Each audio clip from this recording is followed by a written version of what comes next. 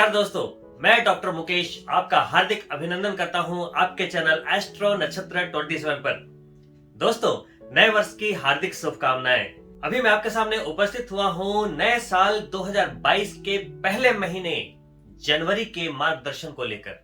जब एक पुराना वर्ष गुजरता है और नए वर्ष की आहट आती है तो साथ में दिल में भी एक उम्मीद की नई किरण जगती है कि शायद इस वर्ष हमारी किस्मत का सिक्का चल पड़े। दोस्तों, लक्ष्य या मंजिल चाहे कितना भी बड़ा हो, अगर हम सही रास्ते पे चल रहे हैं, हमारी कोशिश लगातार हो रही है, हमारी स्ट्रैटेजी अच्छी है और साथ में समय भी अच्छा है, तो आज न कल देर सवेर मंजिल मिलती जरूर है। दोस्तों, किसी भी वर्ष में जो भी हमने लक्ष्य रखा है उसे पूरा करने के लिए जो पहला महीना होता है वो बहुत इंपॉर्टेंट होता है। चाहे हजारों कोसों की यात्रा हो, जब हम पहला कदम लेते हैं वो सबसे अहम होता है। उसके बाद तो सफर शुरू हो जाती है, मंजिलें करीब आती चली जाती है, लेकिन जो पहला कदम है, पहला स्टेप है, वो बहुत आवश्यक है कि किस डायरेक्शन में हो और किस गति में हो। दोस्तों, कहते हैं ना, well begun is half done. चाहे वो जंग का मैदान हो, चाहे वो खेल का मैदान हो, चाहे वो हमारी सक्सेस का मैदान हो, पहला कदम बहुत जरूरी होता है। 2022 का पहला दिन गोचर के आधार पे, ट्रांजिट के आधार पे चंद्रमा 19 डिग्री पे आपके धन के भाव में गोचर कर रहा होगा, वहां उपस्थित मंगल के साथ। मंगल और चंद्रमा की युति को अष्टलक्ष्मी योग कहा गया है और धन के भाव में यह योग बनाते हुए वर्ष का प्रारंभ धन की ओर इशारा करता है, एक आर्थिक मजबूती की ओर इशारा करता है। वहीं अष्टलक्ष्मी योग करता मंगल अपनी राशि स्वराशि में वहां पे मौजूद हैं और साथ में केतु उनके बल को बढ़ा रहा है, यानी कि डबल मंगल का योग बना हुआ है और मंगल आपके धनेश भी हैं। तो कितना सुंदर योग है दोस्तों कि साल का पहला दिन, पहली घड़ी धन के योगों को प्रबलता देते हुए प्रारंभ हो रही है। कहते हैं ना दोस्तों, पूत के पांव पालने में दिख जाते हैं। तो एक ऑरा होता है वर्ष का। इस वर्ष का ऑरा क्या कह रहा है दोस्तों? इस वर्ष का ऑरा है धन का ऑरा। दोस्तों, वही आपके चेहरे के आकर्षण और आत्मविश्वास के कारक सूर्य, आपके कॉन्फिडेंस तीसरे भाव में आपके राशि के स्वामी के साथ, आपके मानसिक विचारों के भाव में, मानसिक सृजन के भाव में, पराक्रम के भाव में कॉन्फिडेंस को देते हुए 19 डिग्री पे, और वहां मौजूद है आपके राशि स्वामी शुक्र, उसके साथ युतिगत होते हुए वो विचरण कर रहे हैं, गोचर कर रहे हैं। शुक्र सूर्य के समीप होने के कारण सिर्फ 5 जनवरी से 12 जनवरी तक अस्तगत अवस्था में होंगे, फिर वैसे ही वक्री होते हुए विचरण करते रहेंगे। दोस्तों, वहीं आपके भाग्य के स्वामी बुध शनि देव के साथ युतिगत है चतुर्थ भाव में, मकर राशि में 3 डिग्री पर संचरण करते करते 14 जनवरी को ये वक्री हो जाएंगे और मकर राशि में ये उल्टी गति चलना प्रारंभ कर देंगे। वहीं सूर्य देव जब 14 जनवरी को मकर संक्रांति के दिन अपने पुत्र के घर पधारेंगे चतुर्थ भाव में मकर राशि में, तो 18 से 28 तक वो बुध को अस्त कर देंगे और 14 जनवरी के संचरण के 4 दिनों के बाद शनि देव को भी अस्त कर देंगे। जैसा कि आपको पता है, शनि देव सस राजयोग बनाते हुए अभी करीब करीब 17 डिग्री पर विचरण कर रहे हैं। उनकी सीधी दृष्टि आपके कर्म के भाव यानी दशम स्थान पे है, यानी कि 7वीं दृष्टि। वहीं लग्ना पे भी लगातार ये दृष्टि बनाए हुए हैं, यानी कि आप पर इनकी सीधी सीधी दृष्टि बनी हुई है, 10वीं दृष्टि, और तीसरी दृष्टि से आपके छठे भाव को भी दृष्टि कर रहे हैं। वहीं पे देवगुरु बृहस्पति 6 डिग्री पर आपके पंचम भाव में शनि की ही राशि में विचरण कर रहे हैं, त्रिकोण भाव में सबसे बेहतरीन रिजल्ट देते हैं और वहां बैठते हुए आपके भाग्य को भी दृष्टि कर रहे हैं 5वीं दृष्टि से, आपके इनकम को भी दृष्टि कर रहे हैं 7वीं दृष्टि से, और आपके लग्न को भी दृष्टि कर रहे हैं अपनी 9वीं दृष्टि से, यानी कि शनिदेव और बृहस्पति देव का संयुक्त आशीर्वाद आपके लग्न को प्राप्त हो रहा है। तो दोस्तों तैयार हो जाइए शुक्र प्रधान 2022 के वर्ष के लग्जरियस जर्नी को अंजाम देने के लिए। Start your engine now. कैसे लक्ष्य की प्राप्ति होगी 2022 में जनवरी के पहले स्टेप के साथ, मैं सारे पहलुओं पर आज बात करने वाला हूं।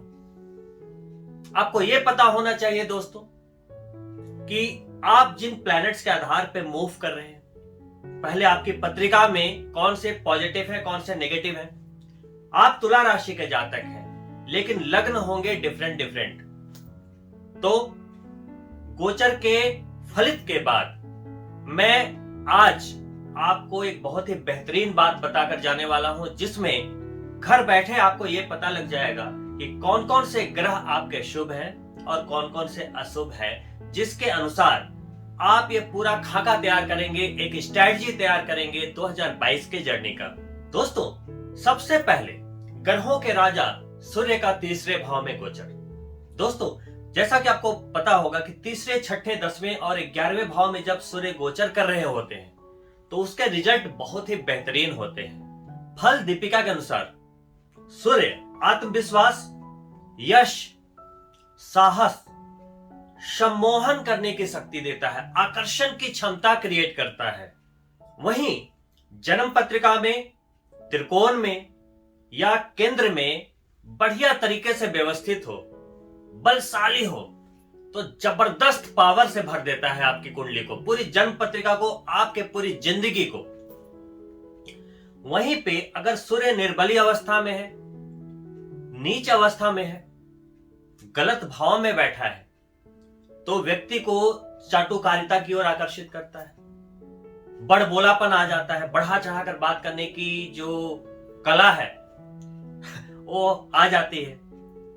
व्यक्ति झूठ बोलने लगता है, व्यक्ति अपनी झूठी शान बखाड़ने लगता है, या यूं कहे तो अभिमानी हो जाता है।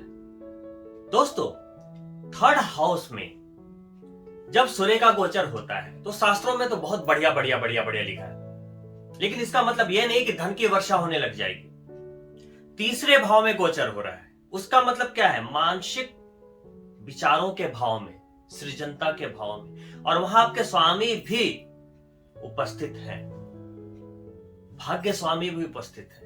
तो अभी जो आप योजनाएं बनाएंगे वो धीरे धीरे धीरे धीरे धीरे फलित होते चले जाएंगे, क्योंकि बिना योजनाओं के कभी भी लक्ष्य की प्राप्ति नहीं होती।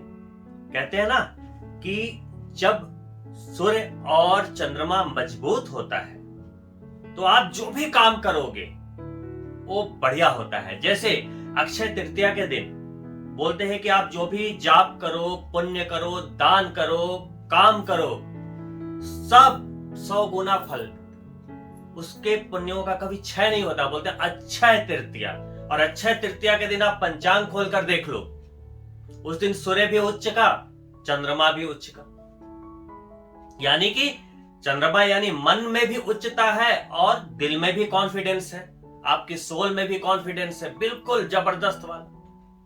मन और आत्मा दोनों उच्च के। तो हम सिर्फ अक्षय तृतीया को ही जबरदस्त मनोबल का दिन क्यों रखें? हम हर दिन को ही क्यों ना बना ले अक्षय तृतीया? तो तीसरे भाव का गोचर है, स्वामी शुक्र भी वहां गोचर कर रहे हैं। जरूरत क्या है?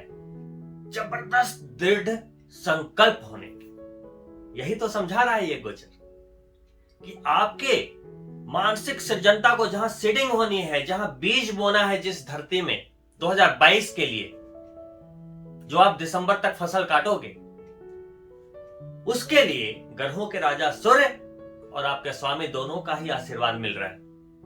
अभी टाइम है अपनी योजनाओं को बनाने का। यह काम आपको 1 जनवरी से लेकर 14 जनवरी तक कर लेना है, यानी कि अपनी योजना को बनाने का काम। क्योंकि 14 जनवरी के बाद सूर्य मकर राशि में मकर संक्रांति को गोचर करेंगे, पिता पुत्र का मिलन होगा, लेकिन शास्त्र के अनुसार वहीं पे पितृदोष का सृजन हो जाएगा चतुर्थ भाव में, सुख के भाव में, माता के भाव में, अब 14 जनवरी से 14 फरवरी का जो समय रहेगा, सरल शब्दों में सूर्य पीड़ित हो गए। दुनिया का कोई व्यक्ति इस तथ्य को झुठला नहीं सकता। अब जहां पे दोष बन गया, जिस भाव में दोष बन गया, वो चतुर्थ भाव से संबंधित हो गया, आपके सुख से संबंधित हो गया, तो उसको कहीं ना कहीं ट्रबल देने की क्षमता आ गई उस दोष के कारण। शनि में भी कोई दोष नहीं है, सूर्य में भी कोई दोष नहीं है। दोनों ग्रह अपने आप में आपकी कुंडली के किसी न किसी भाव के लॉर्ड हैं। सूर्य जहां आपके इनकम के स्वामी है, वहीं शनि तुला राशि में आपके चतुर्थ भाव के और पंचम भाव के स्वामी है, योग कारक ग्रह है। दोनों में कोई भी खराबी नहीं है, लेकिन अगर ये दोष में आ गए तो वहां पे एक नेगेटिव एनर्जी आ गई। मान लो किसी को भी प्रमोशन मिलने वाला था इस दौरान, किसी स्टूडेंट्स के किसी एग्जाम्स के रिजल्ट्स आने वाले थे, आप कोई प्रॉपर्टी वाहन घर लेने वाले थे, या कोई भी काम आप करने वाले थे जो आपके इंटरनल सुख से संबंध रखता है, वहां थोड़ा 1 महीना डिले ग्रेटिफिकेशन रहेगा, या हो सकता है वो चीजें रुक रुक कराए, या आपके लिए वो चीजें उस समय ना मिल पाए। अब इसका उपाय क्या है? उपाय ये है कि जब शनि की राशि में रहेंगे, भले ही वो पिता पुत्र है, लेकिन सूर्य पीड़ित हो गए। कई कहानियां हैं, एक नहीं कई कहानियां हैं। और जब चीजें युगों युगों से चल रही है, जब बोलता है ना कि दादा दादी ने कहा होगा तो सोचो मत कर लो, क्योंकि उन्होंने तजुर्बे से कहा होगा, तो ये तजुर्बे की बात नहीं है, ये पुराणों में लिखी बातें हैं, ऋषि मुनियों के युग युगांतर की बातें हैं। अगर पीड़ा आ गई तो आ गई, चाहे जितना साइंस लगा लो, जितना बुद्धि लगा लो, करके दिखा दो, कुछ ना कुछ ट्रबल रहेगा ही रहेगा। हर दोष का इलाज है। आपको क्या करना है? सूर्य देव को मजबूती देकर रखनी है गायत्री मंत्र से।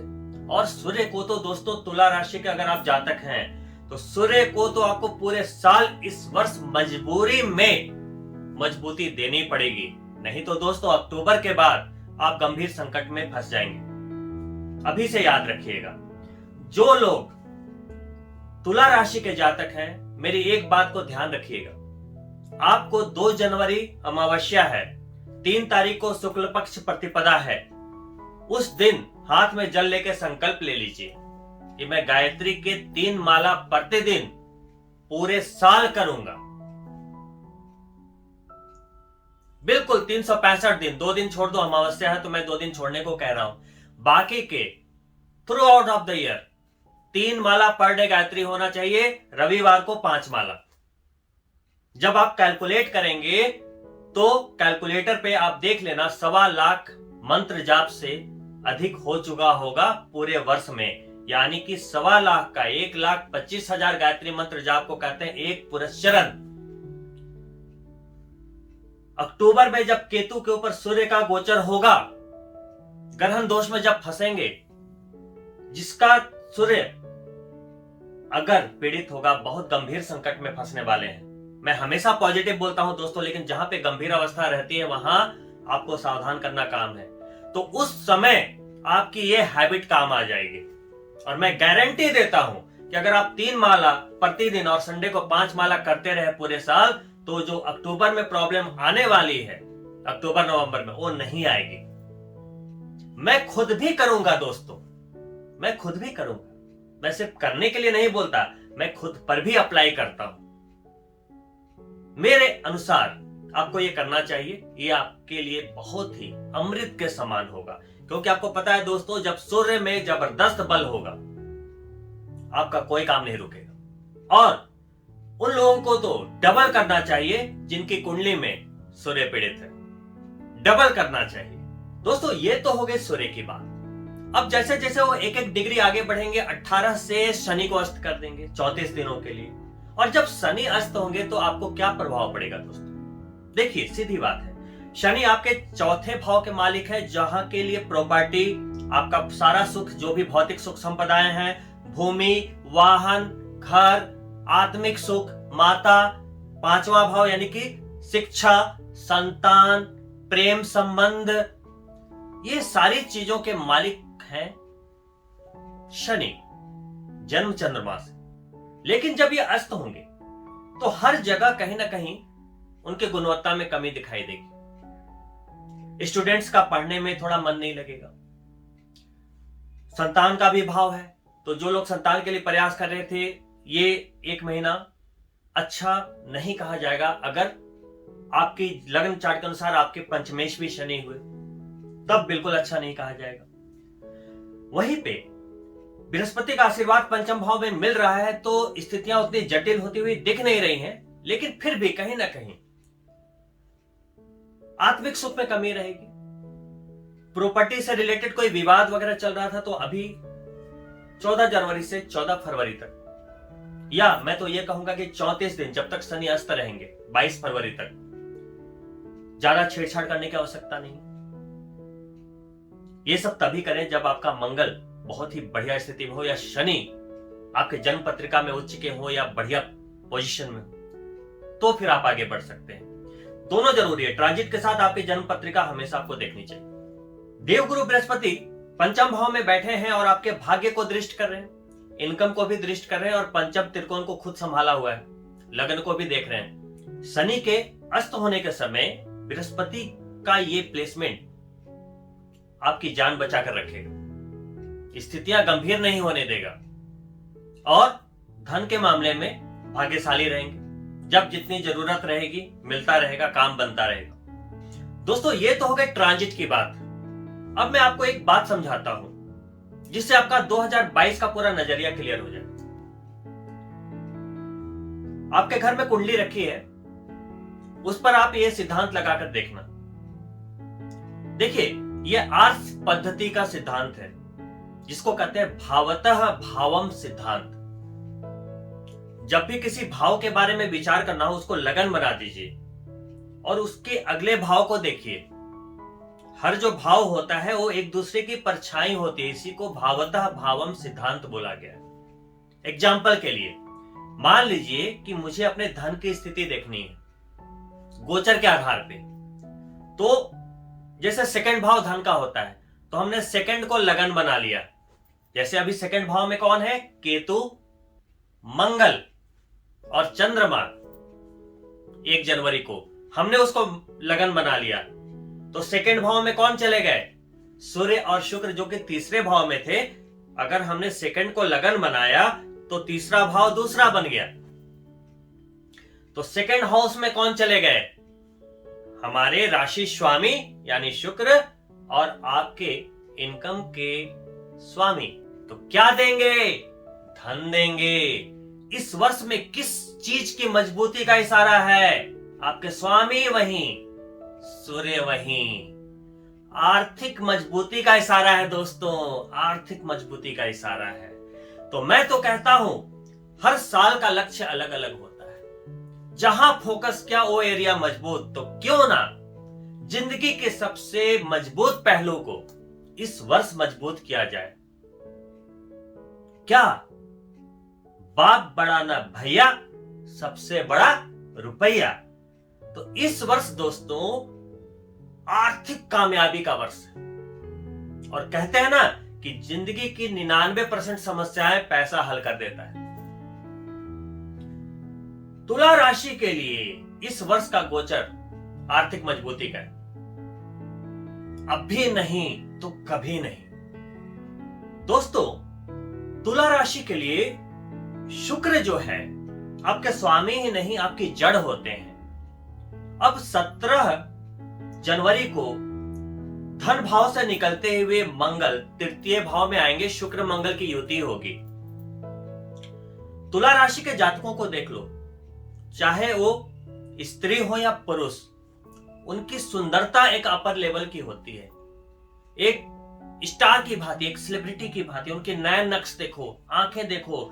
जो तुला राशि की जो स्त्रियां होती है, वो उन्हें उनकी एक खूबसूरती एक अलग ही लेवल की होती है।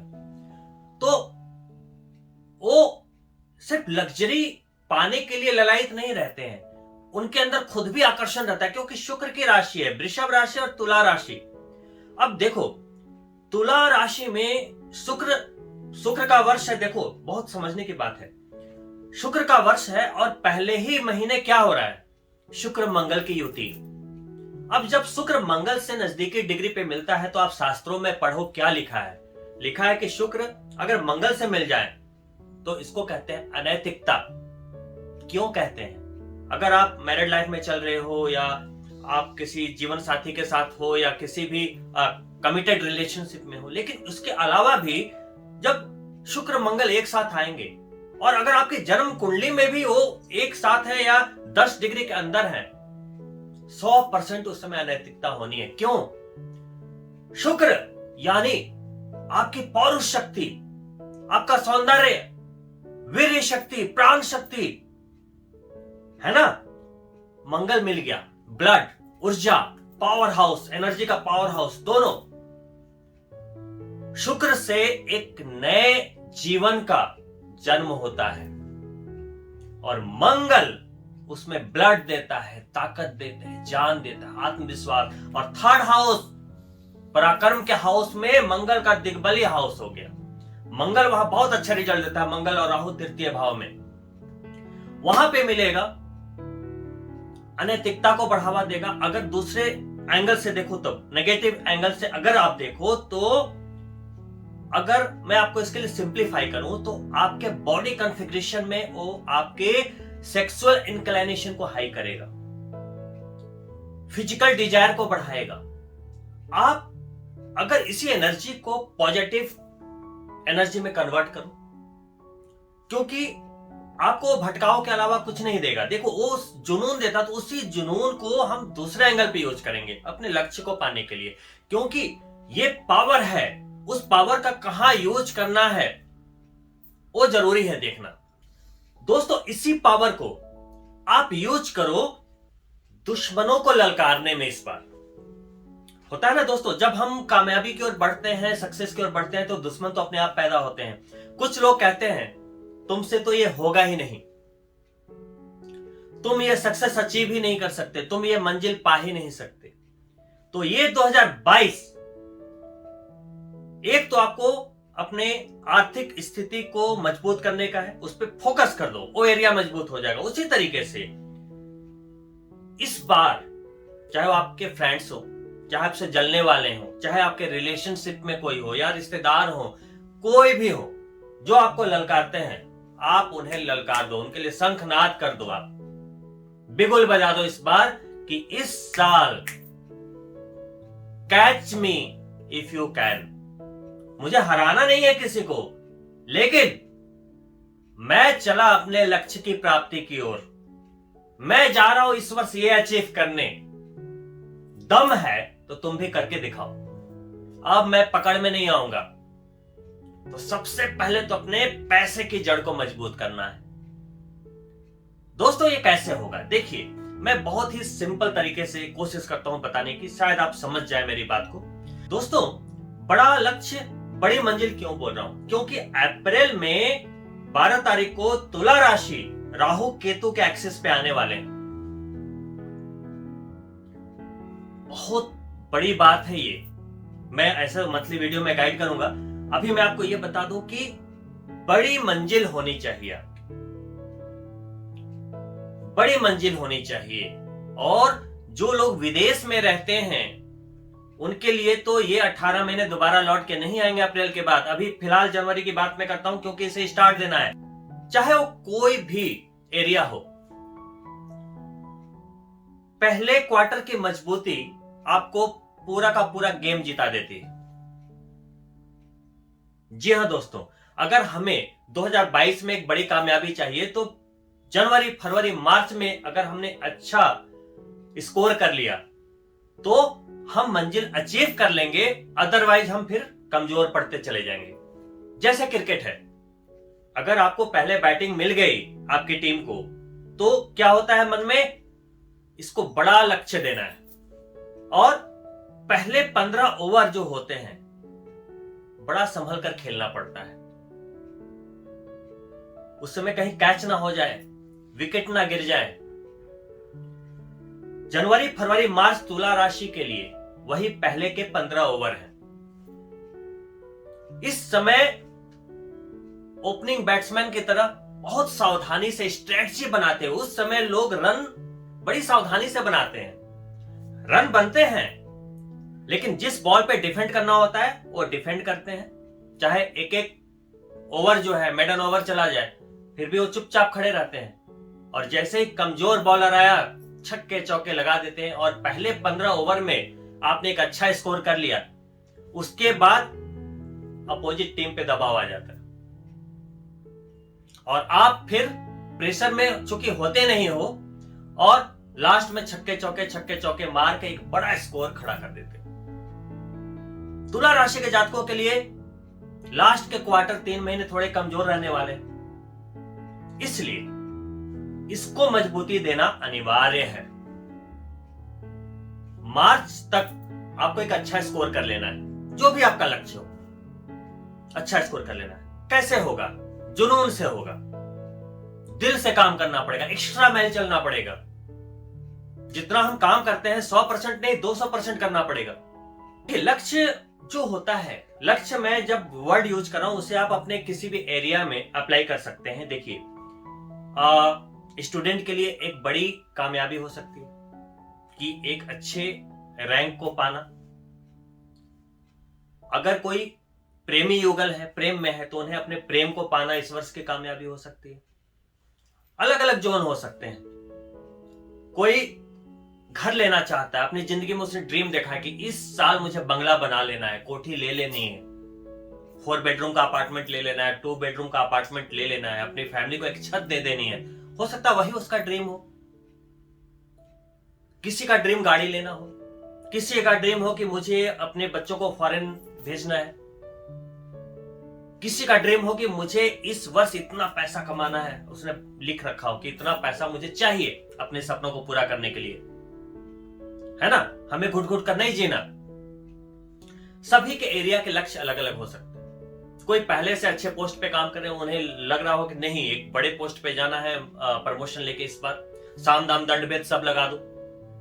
आप अगर इंपोर्ट एक्सपोर्ट में हैं, बड़े बिजनेसमैन हैं, फॉरेन से ताल्लुक रखते हैं, आप एक बड़ी पारी खेलना चाहते हैं, लक्ष्य कोई भी हो सकता है। आप समझ रहे होंगे मैं क्या कहना चाह रहा हूं। दोस्तों देखो, लक्ष्य मिल जाएगा। देखो, मैं आपको एग्जांपल बताता हूं। जब आप यंग होते हो और जब कॉलेज लाइफ में होते हो, अपने ग्रेजुएशन पीरियड में होते हो, 10+2 से ग्रेजुएशन या पीजी के पीरियड्स में होते हो, जब आप एजुकेशन ले रहे होते, मान लो उस समय कॉलेज में आपको किसी लड़की से प्यार हो जाए,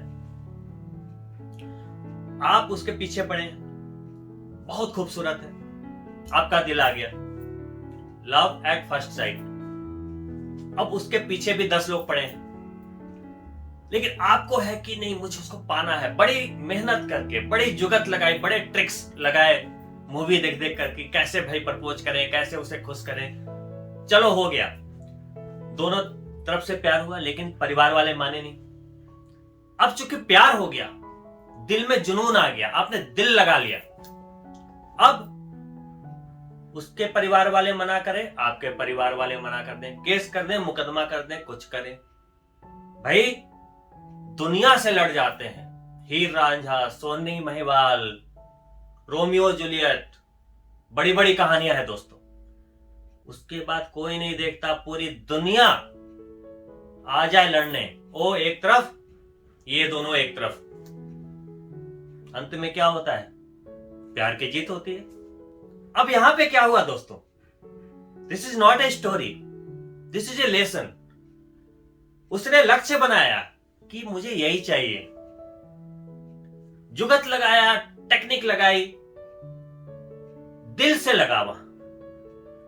उसके बाद उसको कुछ नहीं समझ में आया कि मेरे पापा मेरे अगेंस्ट हैं, मेरे फूफा जी मेरे अगेंस्ट हैं, मेरे ससुर जी मेरे अगेंस्ट हैं। पाना है तो पाना है, बस। केस, मुकदमा, कचहरी, पुलिस सबसे लड़ गए। वो सब ऑब्स्टिकल थे, लेकिन उसे दिखा ही नहीं, क्योंकि उसे मंजिल दिख रही थी, लक्ष्य दिख रहा। और जब उसे पाने के बाद उसको क्या खुशी मिली दोस्तों। वहीं पे अगर एक सामान्य लड़की से बातचीत होती, शादी हो जाती तो उसे उतनी खुशी नहीं होती, लेकिन 10 लोग उसके पीछे पड़े थे तो उसका हुआ नहीं। अब सब पूछ रहे हैं ये तुमने कैसे किया, ये तुमने कैसे किया यार। समझ रहे हो? वही हमारे वर्क के साथ होता है कि एक नॉर्मल रूटीन जो वर्क है अगर हम उसे अचीव कर भी लें, जैसे किसी ने एमबीए किया और वो 5 लाख के पैकेज के लिए, 10 लाख के पैकेज के लिए वो सोच रहा है, लेकिन अचानक वो मेहनत कर रहा है, किस्मत का सिक्का चल गया और उसे 1 करोड़ का पैकेज मिल गया। अब लोग बोलेंगे अरे ये कैसे हो गया, ये कैसे हो गया, ये कैसे हो गया, बोलेंगे ना। तो कुछ ऐसा करो ना कि 10 लोग पूछे कैसे कैसे कैसे कर लिया आपने, तब तो मजा है लाइफ में दोस्तों। एक्स्ट्रा ऑर्डिनरी, कुछ तो एक्स्ट्रा ऑर्डिनरी करो। तो यहां भी अगर आप अपने लक्ष्य से दिल लगा लोगे, अगर उससे प्यार कर लोगे, मोहब्बत कर लोगे, तो छोटे मोटे जो ऑब्स्टिकल होते हैं ना कि भाई पैसे नहीं है, टाइम नहीं है, इधर जाना है, उधर जाना है, सब भूल जाओगे। वो दिखेगा ही नहीं, वो सब एक्सक्यूजेज होते हैं दोस्त। जो आप बोलते हो ना, कभी कभी जन्म पत्रिका जब दिखानी होती है तो लोग बोलते हैं हमारे पास ये नहीं था, हमारे पास वो नहीं था, हमें ये चैलेंजेज आए, वो सब बहाने होते हैं। अगर आप करना चाहोगे सब डिलीट हो जाएंगे आपकी लाइफ से, आपको सिर्फ मंजिल दिखेगी। और जब मंजिल पाने का जो आनंद है, जो परम सुख है, वो एक अलग ही है। तो दोस्तों, राहु केतु इस साल मिलकर शुक्र मंगल की युति बार बार होगी, वो आपको भटकाएंगे, युवाओं को खास करके भटकाएंगे, वो फिजिकल प्लेजर्स की तरफ पुश करेंगे। तो आप बोलना कि नहीं, इस बार चरम सुख नहीं, परम सुख चाहिए, सक्सेस का आनंद चाहिए। हिलना नहीं है इस बार, गोचर कुछ ऐसा है, मैं आपको सावधान कर रहा हूं, इशारा कर रहा हूं, समझ जाना। तो दोस्तों, ये हुई लक्ष्य को पाने की बात। 2022 के जनवरी के ट्रांजिट की बात मैंने कर दी, कब कौन अस्त होने वाला है, कहां कहां क्या गोचर है, क्या इशारे हैं, सब ठीक है, स्टार्टअप के लिए सब बढ़िया।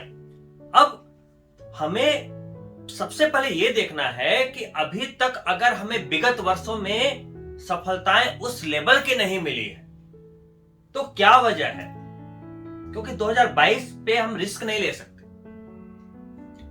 हो सकता है आपकी कुंडली में कोई दोष हो या कुछ ऐसे कंजक्शन हो जिसके कारण कुछ प्रॉब्लम आ रही हो, ये तो आपको एक एस्ट्रोलॉजर ही बता सकता है। तो सबसे पहले आप अपनी कुंडली चेक करवाइए, अपना वर्षफल चेक करवाइए 2022 का, ये गाइडलाइन लीजिए।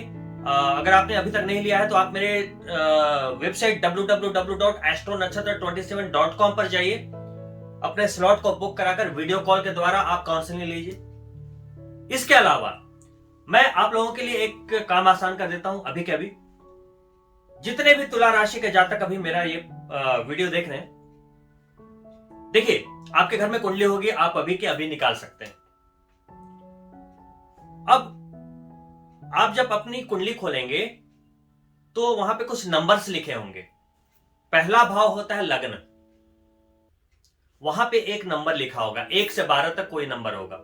1 यानी मेष लगन, 2 यानी वृषभ लगन, 3 यानी मिथुन लगन, 4 यानी कर्क लगन, 5 यानी सिंह लगन, 6 यानी कन्या लगन, 7 यानी तुला लगन, 8 यानी वृश्चिक लगन, 9 यानी धनु, 10 यानी मकर, 11 यानी कुंभ और 12 यानी मीन लगन। लेकिन चंद्रमा सिर्फ 7 नंबर में लिखा होगा आपका, चाहे वो किसी भी भाव में हो, चाहे पहले, दूसरे, तीसरे से 12वें में कहीं भी होगा, यानी कि आप तुला राशि के हैं। लग्न अलग अलग होगा और जो ग्रह शुभ होते हैं या अशुभ होते हैं वो लग्न के आधार पे डिसाइड होते हैं। तो मैं बारी बारी से मैं सभी लग्नों के बारे में, कौन से ग्रह अच्छे हैं कौन से बुरे हैं, वो मैं आपको बता देता हूं। उसके आधार पे आप काम कीजिएगा 2022 में। सबसे पहले मेष लगन। मेष लगन के जो जातक होंगे, 1 नंबर से उनकी कुंडली का प्रारंभ होगा और 7वें भाव में चंद्रमा लिखा हुआ होगा जस्ट सामने। अब आपके लिए नोट कर लीजिएगा, सूर्य डबल पॉजिटिव, बिल्कुल शुभ है। उसके बाद चंद्रमा न्यूट्रल, मंगल पॉजिटिव, बुध अशुभ, बृहस्पति शुभ, शुक्र मार्केश और शनि अशुभ। अब वृष लगन, आपका जो चंद्रमा है वो 6ठे भाव में लिखा होगा। देखिए आपके लगन के अनुसार अगर आपके लगन में 2 नंबर लिखा है यानी आप वृषभ लगन के हो गए। वृषभ लगन में सूर्य न्यूट्रल हो गए, चंद्रमा और मंगल दोनों अशुभ हो गए। बुध पॉजिटिव, बृहस्पति अशुभ, शुक्र शुभ और शनि योग कारक, डबल शुभ। अब आगे बात करते हैं मिथुन लगन की। आपके लगन में लिखा है 3 नंबर, यानी कि सूर्य अशुभ, चंद्रमा मारक, इसके बाद बुध आपके लग्नेश यानी कि शुभ, बृहस्पति न्यूट्रल सामान्य, शुक्र शुभ और शनि शुभ। कर्क लगन में सूर्य हो गए मारक, क्योंकि 4 के बाद 5 आता है, सूर्य मार्केश हो गए। चंद्रमा शुभ, क्योंकि कर्क लगन हो गया वो लग्नेश हो गए। उसके बाद मंगल डबल शुभ योग कारक हो गया, आपकी कुंडली का सबसे बढ़िया ग्रह। बुध नेगेटिव यानी कि अशुभ, बृहस्पति शुभ, शुक्र न्यूट्रल सामान्य और शनि अशुभ। अगला लगन सिंह लगन, सूर्य आपके लग्नेश हो गए, शुभ हो गए। चंद्रमा 12वें भाव के मालिक हो गए, न्यूट्रल हो गए, सामान्य हो गए। मंगल आपके हो गए योग कारक, डबल शुभ। बुध हो गए अशुभ, बृहस्पति न्यूट्रल, त्रिकोण के स्वामी है तो इसको शुभ के एरिया में आप ले सकते हैं। इसके बाद शुक्र भी अशुभ और शनि महा अशुभ। अगर आप तुला राशि के जातक हैं लेकिन सिंह लगन के हैं तो शनि महा अशुभ। अब बात करते हैं कन्या लगन की। अगर आपके नंबर 6 लिखा है लगन में तो कन्या लगन में सूर्य न्यूट्रल, चंद्रमा अशुभ हो गए, मंगल अशुभ हो गए, बुध पॉजिटिव है शुभ है, बृहस्पति हो गए न्यूट्रल, शुक्र हो गए शुभ, शनि हो गए शुभ। यहां चूंकि शनि पंचमेश भी है और षष्ठेश भी है तो आप सामान्य रख सकते हैं, लेकिन चूंकि त्रिकोण के मालिक है तो शुभ रिजल्ट ही देंगे, क्योंकि कोई भी त्रिकोण के जो स्वामी होते हैं वो बढ़िया रिजल्ट ही देते हैं। लेकिन यहाँ पे आपको ज्योतिषीय सलाह आवश्यक है। अब बात आती है तुला लगन और तुला राशि, यानी कि आपके लग्न चार्ट में 7 ही लिखा हो और चंद्रमा भी वहीं लिखा हो तो आप हो गए तुला लगन तुला राशि। आपके सूर्य हो गए अशुभ और चंद्रमा हो गए शुभ, मंगल हो गए आपके लिए मारक और बुध हो गए शुभ, बृहस्पति हो गए अशुभ, शुक्र हो गए शुभ और शनि हो गए योग कारक यानी कि डबल पॉजिटिव। आइए अब बात करते हैं आपके लगन में अगर 8 लिखा है, नंबर 8, जिसका लगन है वृश्चिक और है तुला राशि, यानी कि आपके 12वें भाव में लिखा है चंद्रमा, तो आपके लिए सूर्य हो गए न्यूट्रल, चंद्रमा मंगल दोनों ही शुभ हो गए, बुध अशुभ, बृहस्पति योग कारक हो गए आपके डबल पॉजिटिव, शुक्र हो गए आपके लिए अशुभ और शनि हो गए न्यूट्रल सामान्य, न शुभ न अशुभ। अगर आपके लगन में लिखा नंबर 9 धनु, तो सूर्य हो गए शुभ, चंद्रमा अशुभ, मंगल शुभ, बुध न्यूट्रल सामान्य, बृहस्पति हो गए शुभ, शुक्र और शनि दोनों हो गए अशुभ। यही कारण है कि तुला राशि के जो धनु लगन वाले होते हैं शनि की समस्याएं ज्यादा रहती हैं। अब अगर आपका लगन है नंबर 10 यानी कि मकर लगन, मकर लगन में सूर्य हो गए नेगेटिव अशुभ, चंद्रमा मारक, मंगल भी अशुभ, बुध है आपके शुभ, बृहस्पति अशुभ, शुक्र योग कारक यानी शुक्र डबल पॉजिटिव और शनि भी शुभ। अगर आपका लगन है नंबर 11 यानी कुंभ, सूर्य मारक, चंद्रमा नेगेटिव यानी अशुभ, मंगल न्यूट्रल, बुध हो गए शुभ, बृहस्पति हो गए अशुभ, शुक्र हो गए आपके डबल पॉजिटिव यानी कि योग कारक ग्रह और शनि पॉजिटिव यानी कि आपके लग्नेश हो गए, तो शनि यहां आपके लिए भी बढ़िया हो गए। अब आखिरी लगन मीन लगन, मीन लगन में सूर्य अशुभ हो गए, चंद्रमा डबल शुभ, मंगल भी शुभ, बुध हो गए न्यूट्रल सामान्य, बृहस्पति हो गए शुभ, शुक्र हो गए अशुभ और शनि हो गए डबल अशुभ। तो दोस्तों आपने देखा कि आपके लग्न के अनुसार से शुभ ग्रह और अशुभ ग्रह बिल्कुल डिवाइड हो जाते हैं। इसके बाद आपको यह देखना पड़ेगा कि किसमें कितना पावर है। शुभ ग्रहों में पावर ज्यादा होनी चाहिए और नेगेटिव में कम होनी चाहिए। अगर उल्टा हो गया कि नेगेटिव अगर शनि अशुभ भी हो रहे हैं और पावर में भी हो गए, आपके लिए बहुत खराब हो गया। फिर अब आप देखिए कि दशा किसकी चल रही है। अच्छे ग्रह की दशा चल रही है तो आपका समय बिल्कुल अनुकूल है, और अगर खराब ग्रह की दशा भी चल रही है और ये 2022 आ गया तो आपको मनोनुकूल रिजल्ट नहीं मिलेंगे फिर। इसलिए मैं कहता हूं एक बार अपनी कुंडली को एक अच्छे एस्ट्रोलॉजर से बढ़िया तरीके से विवेचना करवाइए, ताकि आपको पता हो कौन ग्रह शुभ है, अशुभ है, उच्च है, नीच है, कहां पे पितृ दोष है, कहां पे क्या है, ग्रहण दोष तो नहीं है ना दोस्तों। और सबसे इंपॉर्टेंट है चंद्रमा को देखो, चंद्रमा बली होना चाहिए। शुभ है तो मोती पहन लीजिए, शुभ नहीं है तो दूध का दान कर दीजिए, मंत्र जाप से उसको शुभ बना लीजिए, भगवान शंकर की पूजा कीजिए, गणेश चतुर्थी का व्रत कीजिए। चंद्रमा बहुत इंपॉर्टेंट है। चंद्रमा बली होगा तो राजयोगों को रिसीव करेगा, जो अच्छे अच्छे गोचर हैं 2022 में उसके रिजल्ट्स को लाकर देगा।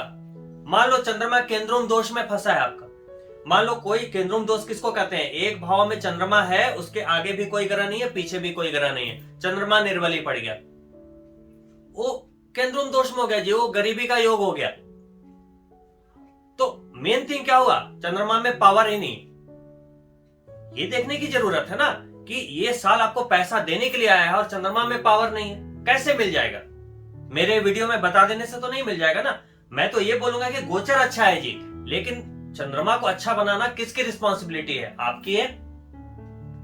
इसके अलावा चंद्रमा पर और ध्यान दीजिए कि कहीं राहु के साथ तो नहीं है, चंद्रमा पीड़ित तो नहीं है। वैसे ही सूर्य को देखिए कि कहीं वो राहु के साथ ग्रहण दोष में तो नहीं है, नीच का तो नहीं है, शनि के साथ तो नहीं है।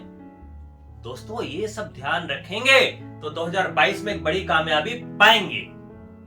कुंडली आपकी है, वो प्रारब्ध है, उससे भाग नहीं सकते आप, चाहे कितने भी समझदार बन जाओ, भाग नहीं सकते। तो दोस्तों सफलता के लिए गोचर के आधार पे आपकी स्ट्रेटजी के अनुसार आपको चलना है, एक्शन को जारी रखना है, लक्ष्य को हर हाल में पाने का जुनून रखना है। और साथ में ये जो कुंडली के बारे में मैंने बताया कि कौन से ग्रह शुभ हैं, अशुभ हैं, कोई दुर्योग तो नहीं, इसके लिए भी पूरी सजगता से प्रयास करके इसको साथ में लेकर चलना है, ताकि आने वाले हर राजयोग, हर ट्रांजिट का फायदा उठा पाए, तभी तो आएगा डबल मजा। तो दोस्तों इन्हीं शुभकामनाओं के साथ कि आपका वर्ष का प्रारंभ जबरदस्त हो, धमाकेदार हो, इसी के साथ मैं आपसे निवेदन करना चाहूंगा कि अगर आप हमारे चैनल से नए जुड़े हैं तो सब्सक्राइब जरूर करें और बेल बटन दबाएं। साथ ही अगर वीडियो पसंद आया हो तो लाइक करें और अपने मित्रों के लिए शेयर भी अवश्य करें। और दोस्तों जब भी आप किसी मंजिल की तलाश में निकलेंगे, अपने लक्ष्य की कोशिश में निकलेंगे, तो समस्याएं तो आएंगी, संघर्ष तो आएंगे, बस उसे हंसते हंसते पार करते जाना है, अपने आत्मविश्वास से, अपने सब्र से, धैर्य से अपनी मंजिल की ओर बढ़ते जाना है। क्योंकि दोस्तों जिंदगी जीना आसान नहीं होता, बिना संघर्ष के कोई महान नहीं होता। जब तक पड़े ना हथौड़े की चोट, पत्थर भी भगवान नहीं होता। दोस्तों इसी के साथ मैं आपसे अनुमति चाहूंगा, अगली वीडियो में बहुत जल्द आपसे मिलता हूँ। तब तक के लिए नमस्कार। If you enjoyed this YouTube video,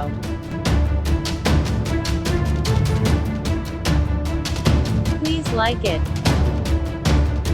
share with your friends, and subscribe my channel, Astro Nakshatra 27, and don't forget to press bell अगर button आप भी too. अपनी निजी कुंडली, गोचर तथा वर्षफल के आधार पर कुंडली में छिपे रहस्यों के बारे में समझकर 2022 में सफलता की नई बुलंदियों को छूना चाहते हो, तो आज ही अपनी अपॉइंटमेंट बुक करवाएं तथा 10 महाविद्या के साधक ज्योतिष वचस्पति डॉक्टर मुकेश के द्वारा वीडियो कॉल के जरिए मार्गदर्शन प्राप्त करें।